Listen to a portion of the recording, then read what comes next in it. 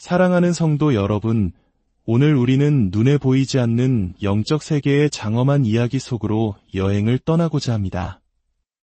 이야기를 나누기에 앞서 하나님의 진리의 말씀이 더 널리 퍼져나갈 수 있도록 여러분의 작은 도움이 필요합니다. 지금 이 영상에 좋아요를 누르고 채널을 구독해 주시는 것은 어두운 세상에 작은 빛을 나누는 것과 같습니다. 이 선한 사역에 동참하시는 모든 분들의 삶에 하나님의 크신 축복과 평안이 함께 하시기를 기도합니다.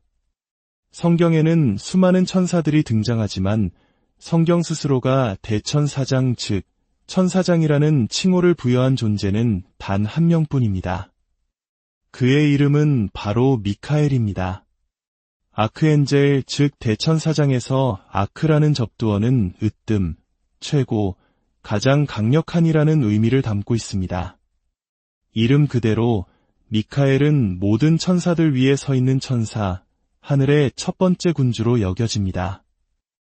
유다서 한 장 9절은 이렇게 기록합니다. 천사장 미카엘이 모세의 시체에 관하여 마귀와 다투어 변론할 때에 감히 비방하는 판결을 내리지 못하고 다만 말하되 주께서 너를 꾸짖으시기를 원하노라 하였거늘. 이 구절은 미카엘의 강력한 지휘뿐만 아니라 그의 겸손함과 하나님에 대한 절대적인 순종을 보여줍니다. 그는 자신의 힘으로 악을 심판하지 않고 오직 하나님의 권위에 의지합니다. 미카엘이라는 이름 자체에 아주 깊은 의미가 담겨 있습니다. 이 이름은 누가 하나님과 같으랴? 라는 수사학적 질문입니다. 이는 감히 그 누구도 그 어떤 존재도 전능하신 창조주 하나님과 비교될 수 없다는 강력한 선포인 것입니다. 오늘날 많은 부모들이 자녀에게 마이클, 즉 미카엘이라는 이름을 지어주면서도 그 이름에 담긴 장엄한 의미를 알지 못하는 경우가 많습니다. 참으로 안타까운 일입니다. 만약 우리가 이 이름을 들을 때마다 누가 하나님과 같으랴?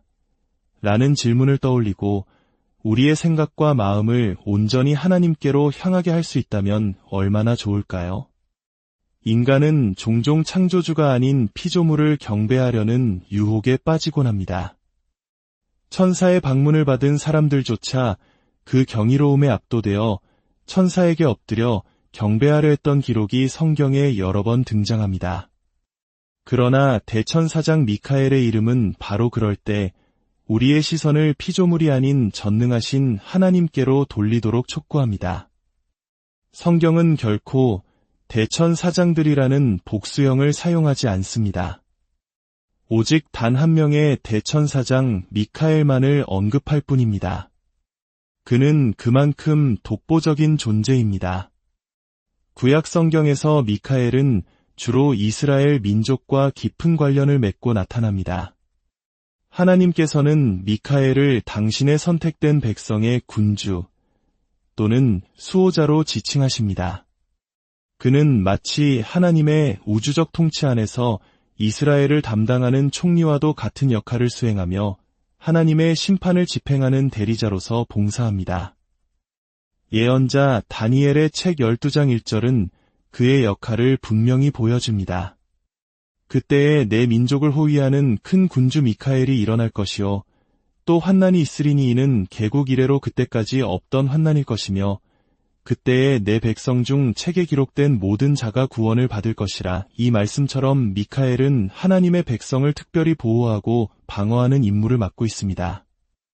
또한 다니엘서 10장 21절에서는 그를 너희의 군주 미카엘이라고 부르며 그가 하나님의 백성을 위한 영적 전쟁의 최전선에 서 있음을 암시합니다. 그의 가장 중요한 역할은 요한계시록 12장에서 드러납니다.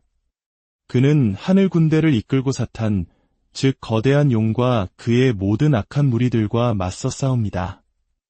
시대의 마지막에 벌어질 이 거대한 우주적 전쟁에서 미카엘과 그의 천사들은 사탄과 어둠의 세력을 격파하는 결정적인 역할을 하게 될 것입니다. 성경은 이 싸움에서 미카엘이 마침내 승리할 것이라고 예언합니다. 그날 지옥은 떨 것이며 하늘은 기뻐하며 축제를 벌일 것입니다.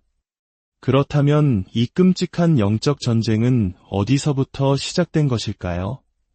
이 싸움의 반대편에 서 있는 사탄, 즉 마귀는 본래 루시퍼, 아침의 아들이라 불리던 영광스러운 천사였습니다. 그러나 그는 교만하여 하나님께 반역했고 그를 따르던 무리와 함께 하늘에서 쫓겨났습니다. 그 싸움은 오늘날까지도 계속되고 있습니다. 때때로 사탄이 이 세상에서 승리하는 것처럼 보일 때가 있습니다.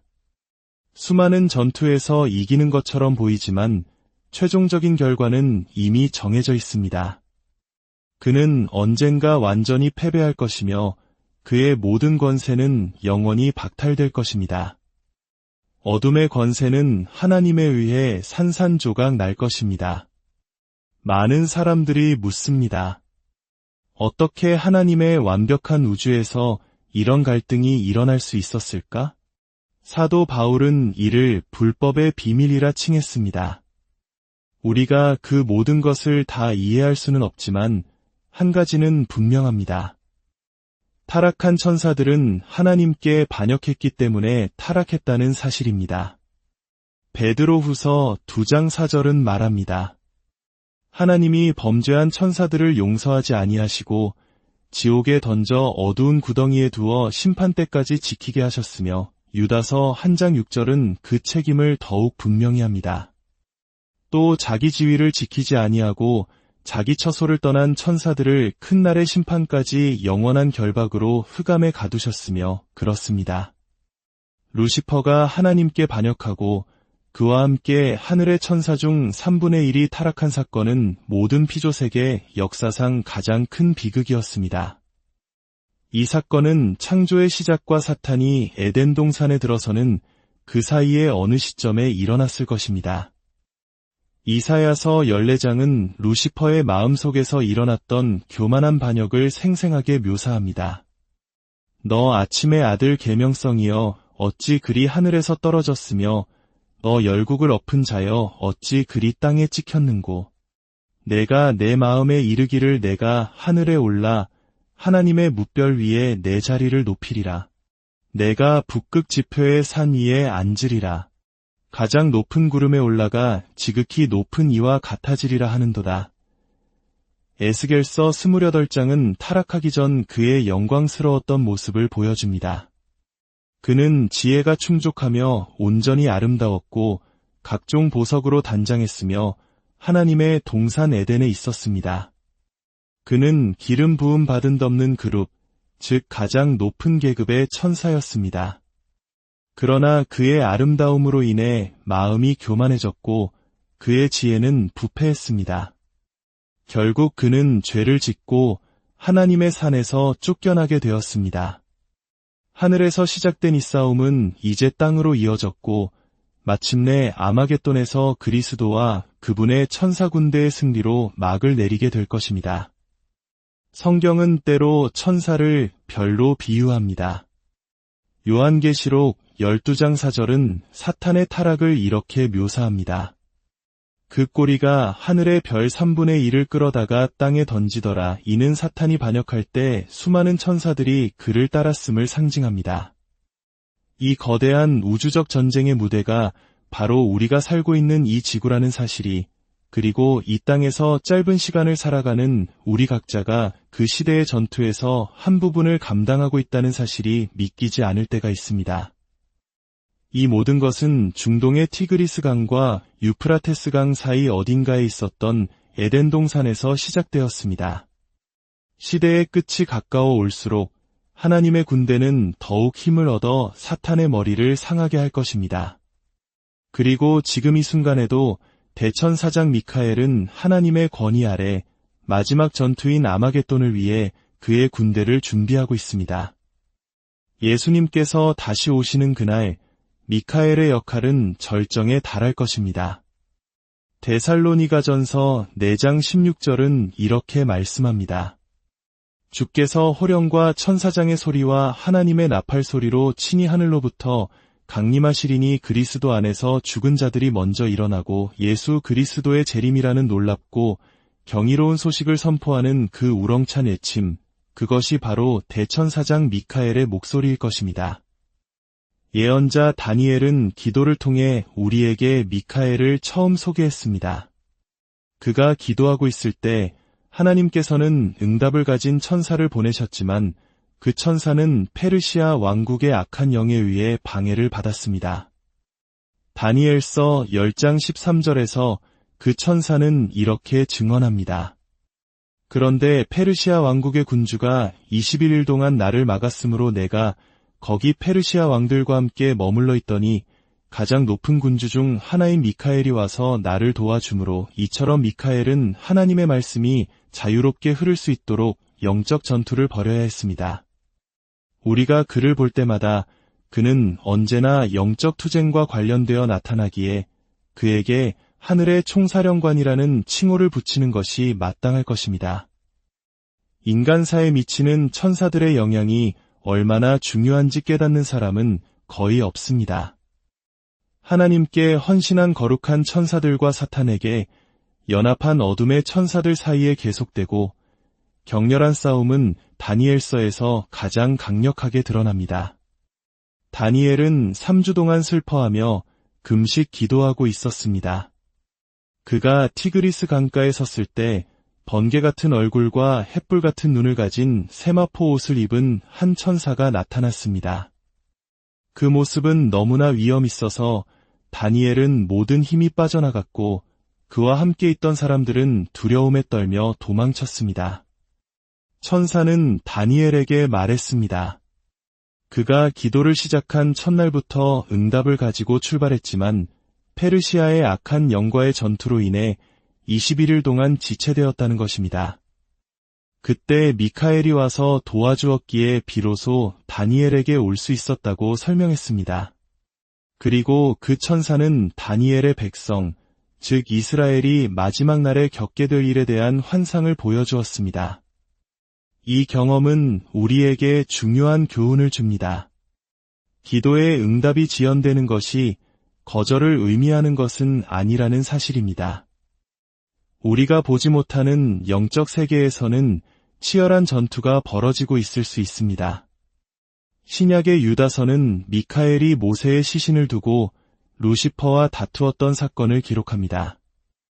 또한 요한계시록은 하늘에서 벌어진 전쟁을 우리에게 보여줍니다.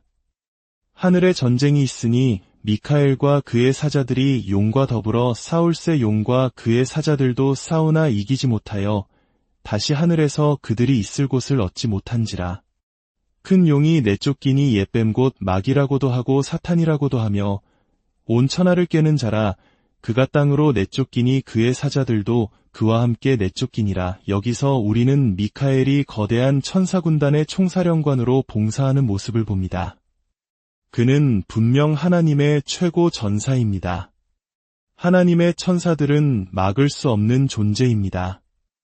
천사들과 마귀들 사이에는 분명한 구분이 있습니다. 오직 하늘의 군대만이 힘에 있어서 탁월합니다. 어떤 전쟁에서든 천사들은 결국 항상 승리하며 대적을 완전히 제거합니다. 천사들은 결코 실패하지 않는 것으로 알려져 있습니다. 그들의 힘에 맞설 수 있는 것은 아무것도 없습니다.